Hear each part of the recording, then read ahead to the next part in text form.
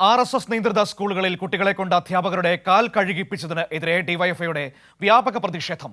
Kasaragod Trikaripur Vivekananda വിദ്യാമന്ദിരത്തിലേക്കായിരുന്നു DYFI March സംഘടിപ്പിച്ചത്. ആലപ്പുഴയിൽ മനുസ്മൃതി കത്തിച്ചായിരുന്നു പ്രതിഷേധം. RSS നിയന്ത്രിത സ്കൂളുകളിൽ വിദ്യാർത്ഥികളെ കൊണ്ട് അധ്യാപകരുടെ കാല് കഴിപ്പിച്ചതിനെതിരെ കാസർഗോഡ് ചീമേനി വിവേകാനന്ദ വിദ്യാമന്ദിരത്തിന് മുന്നിൽ ഡിവൈഎഫ്ഐ ചെറുവത്തൂർ ബ്ലോക്ക് കമ്മിറ്റിയുടെ നേതൃത്വത്തിൽ മാനവജാഗ്രതാ സദസ്സ് സംഘടിപ്പിച്ചു. യുവജന മാർച്ച് സ്കൂളിന് മുന്നിൽ പോലീസ് തടഞ്ഞു. പോലീസിനെ മറികടന്ന് പ്രവർത്തകർ ശക്തമായ പ്രതിഷേധമുയർത്തി. സംഘപരിവാരത്തിന്റെ ചരിത്രം എന്നത് കാലുനക്കിയ ചരിത്രമാണ്.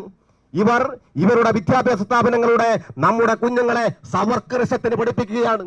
ഇവരുടെ ഇസം ഇപ്പോൾ സവർക്കറിസമാണ്.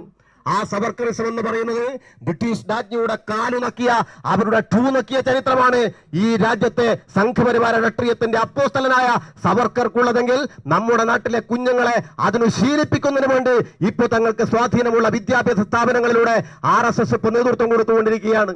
ആലപ്പുഴയിൽ ഡിവൈഎഫ്ഐയുടെ നേതൃത്വത്തിൽ എടപ്പോൺ വിവേകാനന്ദ സ്കൂളിലേക്കാണ് പ്രതിഷേധ മാർച്ച് നടത്തിയത്. മാർച്ച് സ്കൂളിന് മുൻവശം വെച്ച് ബാരിക്കേഡ് ഉപയോഗിച്ച് പോലീസ് തടഞ്ഞു. തുടർന്ന് പ്രവർത്തകർ മനുസ്മൃതി കത്തിച്ച് പ്രതിഷേധിച്ചു.